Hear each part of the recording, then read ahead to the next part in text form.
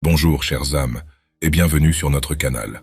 Ce n'est un secret pour personne que derrière les portes closes des sociétés secrètes et des fraternités clandestines du monde entier se cache une mine de connaissances mystérieuses qui pourrait remettre en question la façon dont vous percevez la réalité. Ces groupes, avec leurs rituels étranges, leurs symboles et leurs anciennes traditions, prétendent accéder à des pouvoirs qui dépassent notre entendement. Commençons par le commencement. Vous avez probablement entendu parler des francs-maçons, n'est-ce pas? C'est le groupe avec le symbole du I et les poignées de main secrètes. Mais ce que vous ne savez peut-être pas, c'est qu'il existe dans leur rang un club exclusif appelé les francs-maçons du 33 degrés. Ces personnes ont accès aux enseignements et aux rituels les plus secrets et les plus puissants. Si vous appréciez le début de cette vidéo, n'hésitez pas à vous abonner, mettre un pouce vers le haut et activer la cloche de notification. Laissez le Kybalion vous guider dans votre exploration spirituelle. Aujourd'hui, notre guide pour découvrir ces secrets maçonniques est Manly Palmer Hall, un érudit et philosophe très respecté, qui se trouve être lui-même un franc-maçon du 33 degrés. En entrant dans ce cercle fermé exclusif, il a eu l'occasion de découvrir des secrets délibérément tenus à l'écart des étrangers comme nous. Dans les écrits de Hall, un thème récurrent émerge, le concept d'une force qu'il appelle magnétisme. Il explique comment les anciens prêtres, les magiciens et diverses cultures exploitent ce pouvoir à l'aide d'outils spéciaux, de rituels et de symboles occultes, ceux qui leur permettent d'influencer l'énergie et d'accéder à des royaumes surnaturels. La plupart des gens n'ont pas conscience de la puissance du magnétisme dans leur vie quotidienne. Mais pour les francs-maçons du 33 degrés, le magnétisme avait une signification bien plus grande. Ils le considéraient comme un réseau invisible reliant toutes les matières et tous les êtres dans l'univers. Hall poursuit en affirmant que l'air qui nous entoure est porteur du magnétisme du soleil, nous enveloppant dans un champ d'énergie. Selon lui, nos pensées, nos émotions et nos actions façonnent activement notre bulle magnétique personnelle.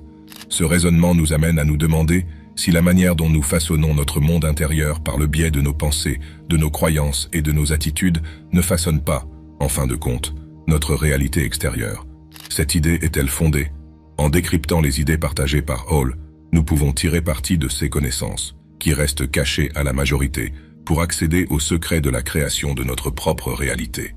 Ce savoir a été utilisé par certains des personnages les plus influents de l'histoire.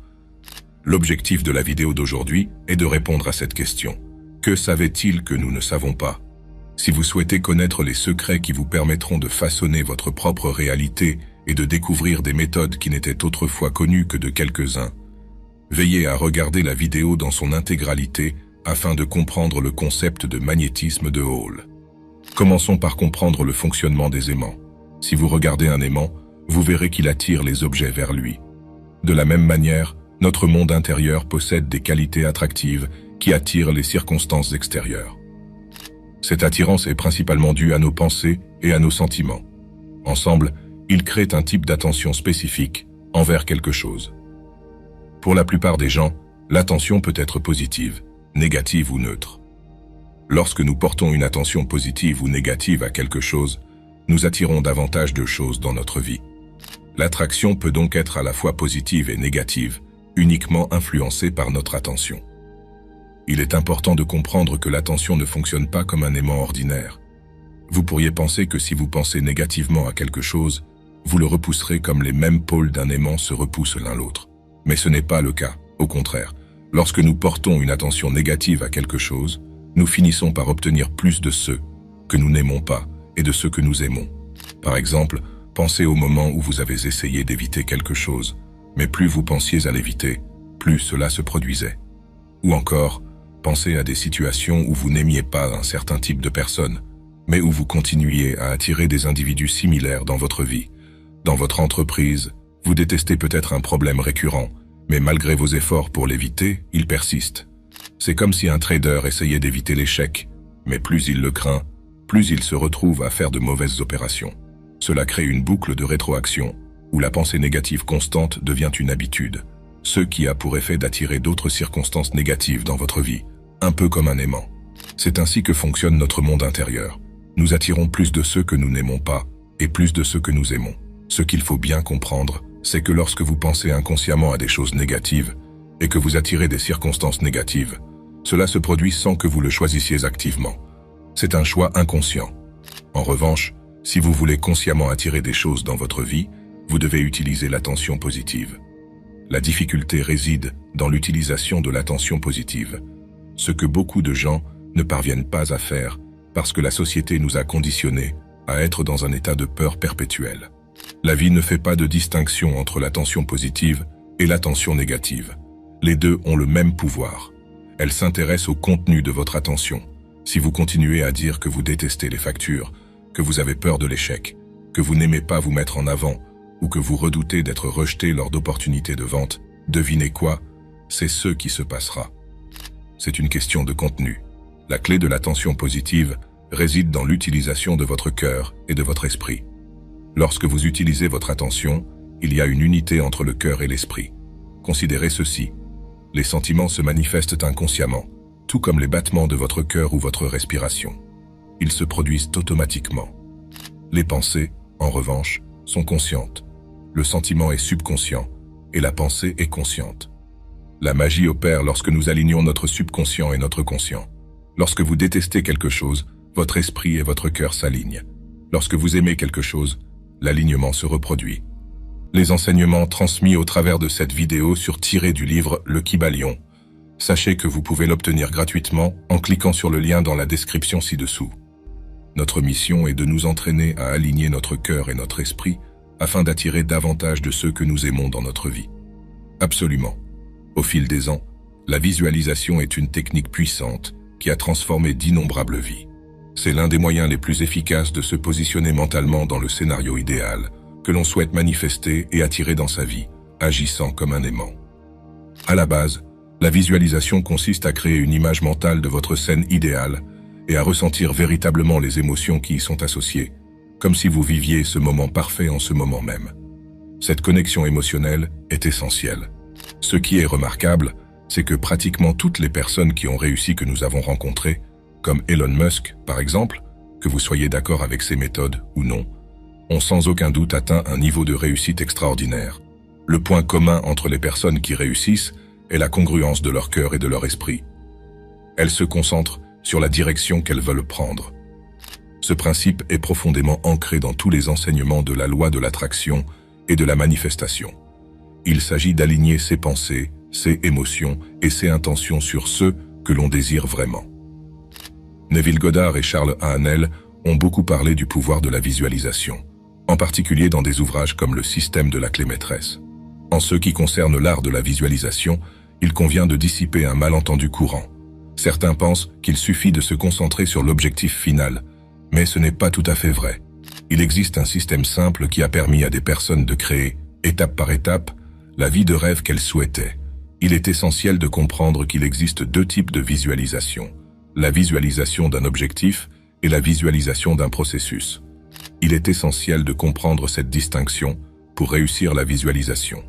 Une erreur courante consiste à croire que l'état d'esprit et l'action sont des entités distinctes. En réalité, l'action est une expression de l'état d'esprit. Elle consolide votre état d'esprit.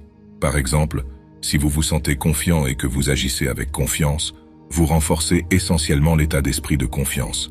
L'action est en quelque sorte l'expression pratique du monde intérieur que vous vous efforcez de créer. Distinguons la visualisation des objectifs et la visualisation des processus. La visualisation des objectifs consiste à se concentrer sur un résultat final. Cependant, il est important de noter qu'aucun objectif n'est vraiment un but final. En réalité, chaque objectif est un processus, et chaque processus est une fin. Il n'y a donc qu'un seul type de visualisation, la visualisation du résultat. Cependant, il est utile de la diviser en deux parties, car vous devez conceptualiser les étapes à franchir pour atteindre votre objectif. Imaginez que vous vous fixiez comme objectif de gagner 2000 $ par mois. La question qui se pose alors est la suivante. Quelles sont les étapes que vous devez franchir à partir de votre réalité actuelle pour atteindre cette réalité souhaitée de 20 000 $ par mois? C'est là que la visualisation du processus entre en jeu. La visualisation du processus est davantage axée sur votre vie quotidienne et sur la façon dont chaque action, chaque étape et chaque respiration que vous prenez contribuent à atteindre cet objectif de 20 000 $ par mois. En revanche, la visualisation des objectifs consiste à se concentrer sur la prochaine étape importante, en particulier lorsque l'on ne sait pas exactement comment y parvenir. Si le chemin vers un objectif n'est pas clair Il suffit de s'en tenir à la visualisation de l'objectif. Par exemple, si vous êtes un artiste, votre objectif principal peut être de créer des œuvres d'art exceptionnelles, voire de constituer un portefeuille ou de gagner une certaine somme d'argent grâce à votre art. Avec la visualisation du processus, vous imaginez que chaque jour contribue à l'amélioration de votre œuvre. Même si vous ne voyez pas l'œuvre finale, vous sentez le progrès, l'art qui s'améliore chaque jour. Vous ne voyez peut-être pas le résultat, mais vous ressentez la satisfaction de créer une œuvre d'art de grande qualité. Les bonnes choses se mettent en place au bon moment et vous produisez le type d'art auquel vous aspirez. Vous puisez dans cette attention positive, agissant comme un aimant pour attirer les circonstances qui s'alignent sur votre vision. Pour reprendre les termes de Neville Goddard, il s'agit d'entrer dans l'état d'être, de supposer l'état final et d'attirer toutes les circonstances qui le complètent. Voici un conseil utile. Vos séances de visualisation n'ont pas besoin d'être longues. Elles n'ont pas besoin de durer 15 minutes, 10 minutes ou même 1 minute. L'essentiel est d'effectuer des visualisations fréquentes de 15 secondes tout au long de la journée. Toutefois, le matin et avant le coucher, vous pouvez prolonger un peu la visualisation. Gardez l'image de votre objectif à l'esprit et envoyez-la à l'univers. Cette pratique s'aligne sur un principe profond, l'effort et l'abandon. Vous vous efforcez de visualiser ce que vous voulez, puis vous vous abandonnez à l'univers, vous l'envoyez et vous permettez à l'univers de le tisser ensemble. L'univers s'efforce d'aligner toutes les bonnes circonstances pour vous. C'est une belle danse d'effort et d'abandon. Si vous regardez encore, vous faites partie de la famille fidèle du maître de l'abondance. Grâce à vous, je peux continuer à créer d'autres vidéos et à partager une sagesse éclairée. Merci de faire partie de cette communauté. Si le contenu de cette vidéo a touché une corde sensible ou éveillé votre curiosité spirituelle, nous vous invitons chaleureusement à vous abonner à notre chaîne. En laissant un « j'aime », vous nous aidez à atteindre et inspirer davantage d'âmes en quête. N'oubliez pas d'activer la cloche de notification pour ne manquer aucun de nos prochains voyages spirituels. Avec le Kybalion, explorez ensemble les profondeurs insoupçonnées de la spiritualité.